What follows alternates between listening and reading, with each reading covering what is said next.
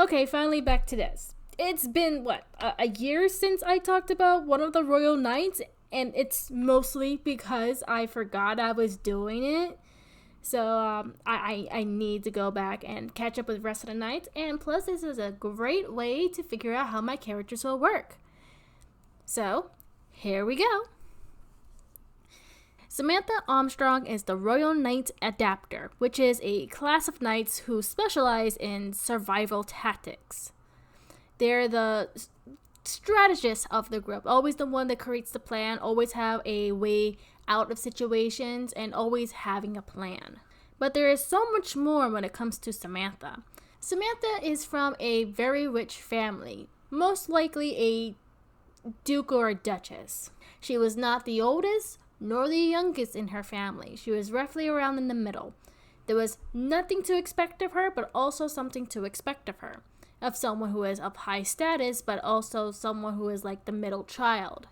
She just does what her duty is supposed to be. Her family was known for being masters at swordsmanship, and Samantha was no different. She was very promising with her skills, and she was destined for greatness. But one day, tragedy. On one of her family's many vacations, their boat was hit by a nasty storm.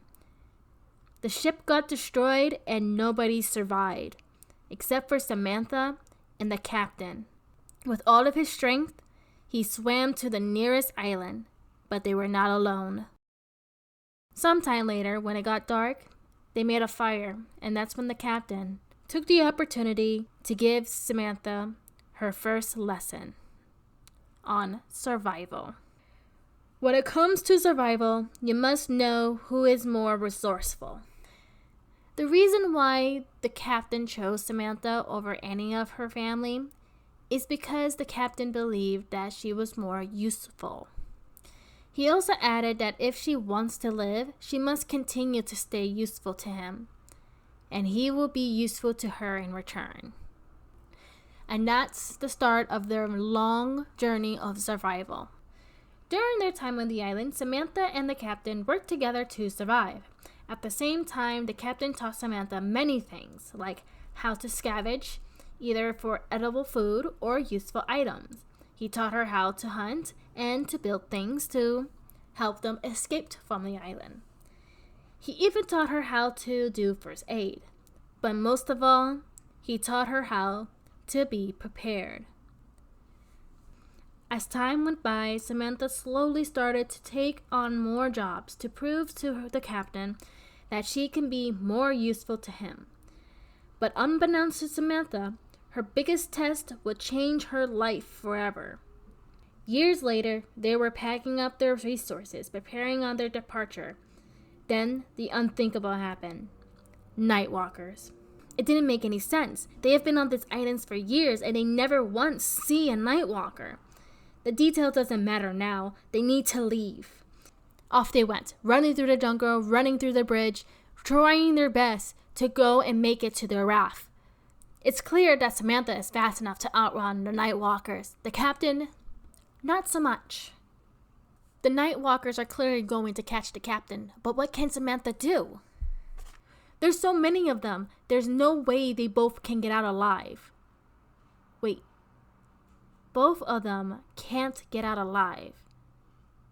But do they both need to? There are higher chances of her living if she just left him behind. Or even cut the rope. It could give her a good head start. All she needs to do is cut it. Just cut it.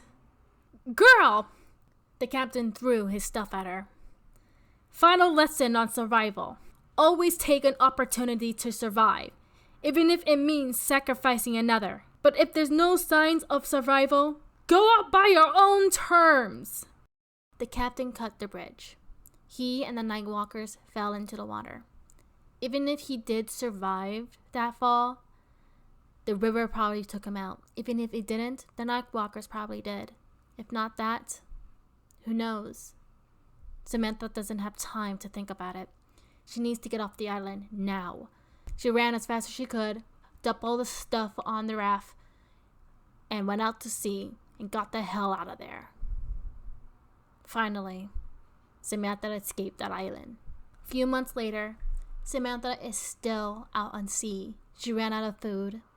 She doesn't know where she's going, and the wind has been picked up for days. She doesn't know what to do. Instead of remembering what happened on that fateful day, she keeps remembering what her captain said to her, what he did, and how it made her feel.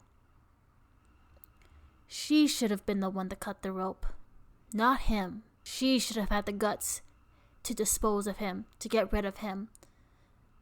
Even if he managed to get on the ship, there was no way they would have lived as long as she did by herself. And now, she's going to die here, alone, starving, dehydrated. But she's not going to stay here and suffer through the entire time. Like the captain says, if there's no way of survival, go out by your own terms. Come, child. You're safe now. Samantha was lucky that day. Her end was almost made. Now with this chance of life, she went back home and reclaimed her name and vowed to never fall into that situation ever again. And if she did, she'll be prepared. She took everything she learned from her captain to heart. And now Samantha plans for everything. She has resources for everything and found people who is or can be resourceful later on. And because of this, Leading Hearts placed her as a Royal Knight member. With this high ranking, she has everything she needs to survive.